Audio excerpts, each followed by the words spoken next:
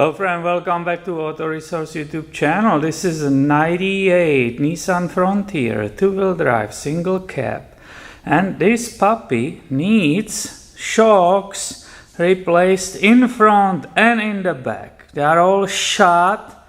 The truck is floating like a little boat when you go on the road or turn corners. So let's do in this video, what do you say? Let's do the front ones.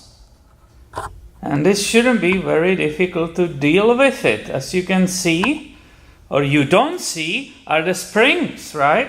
Where are the springs which might get in your way? Well, this 98 Frontier is using actually torsion bars. So all we have here on this side is the shock.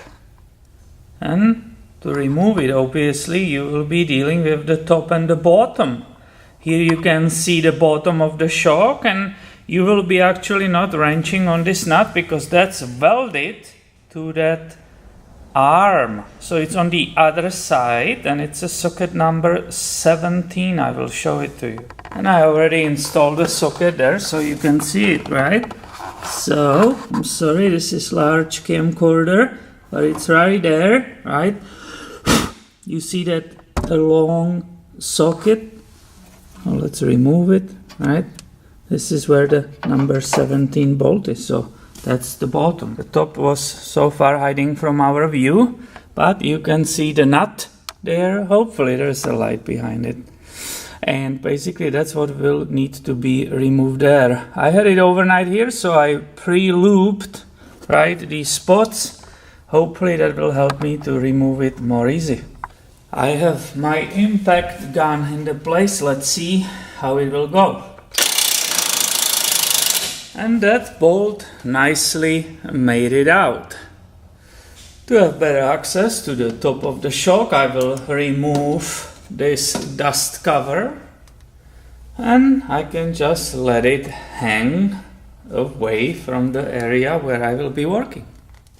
The nut on the top is number 14, but of course, if you will try to wrench on it, the whole shock will start turning around, so you need to stop that movement. At the very top of that shaft is flat in one area, so you can grab it with the vice grip, for example, which you can see right here, right? And try if that will be enough to stop that shaft from rotating and not release that nut on the top. And this is when you can start running into problems. As you can see, this is that tip, right? And the vice grip was not able to hold it and it started spinning anyway. And that's all despite I put this penetrating catalyst, the night before, so it was here 12 hours working on it. It's just stuck. And this situation tests us obviously, and you have to have a bunch of tools, right, and so on, and just keep experimenting. So I took way bigger vice grip, right, re-grab it again, and respray that nut again, and somehow I got lucky, let's say, right, using another tool. The nut finally broke loose, the thread is lubricated, so it's coming off. Now the nut is loose, right? So I can finally remove it. And just before you rip it apart, make a memory, right? How the spacers and rubber bushings are placed there, right? So you know how to put it back correctly later. Now I can remove the top, right? So these were the top bushings. This is how it was put on. Obviously space for nut. This is the collar. Now the best will be probably use the pry bar and disconnect it on the bottom. Or it will just pop out. You will see. There is it's by the hand. There's one part in the way, but I was able to remove it. Now look at this. This is all bad, but that wasn't the reason why I'm replacing it. Also, right, see the rubber bushing? It's basically, there's no other spacer. It was direct on the frame, right? But look at this, right? These are all kaput. They basically barely give me any resistance. They are collapsed in the bottom position, right? They should be fully open before the install.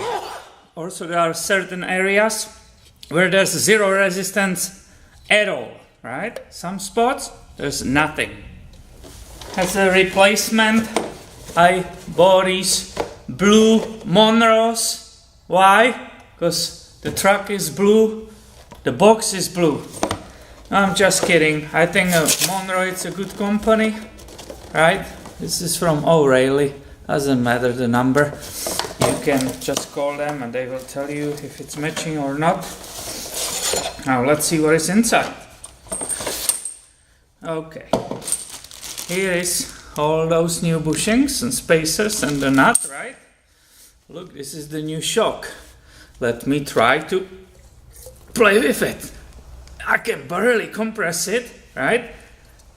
And if I slowly do, it's not going down, right? There are not dead spots and so on. So this will work just perfect. Installing all these new bushings, I just can compare it with the old one, right? So that I put it correctly together. So after observing that, it's supposed to be correct, and I'm ready to start putting it inside. Now I will see if I will be lucky, right? There will be space, because as I said, this one is in extended position. The other one I was able to collapse. So that might need a little bit of play around here. Maybe I will just go from this side, where is way less obstructions. Look at it.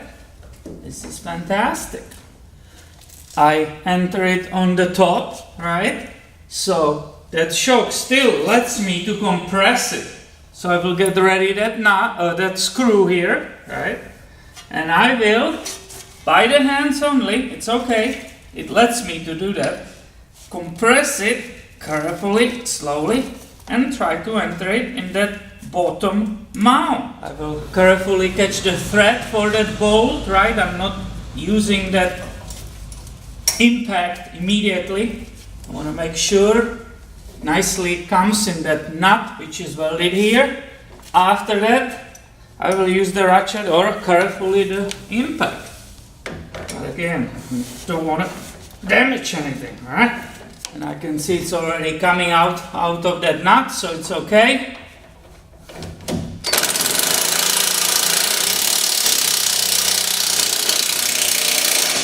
And I just continue, right, to install these parts, replicating the way I removed those old ones, right?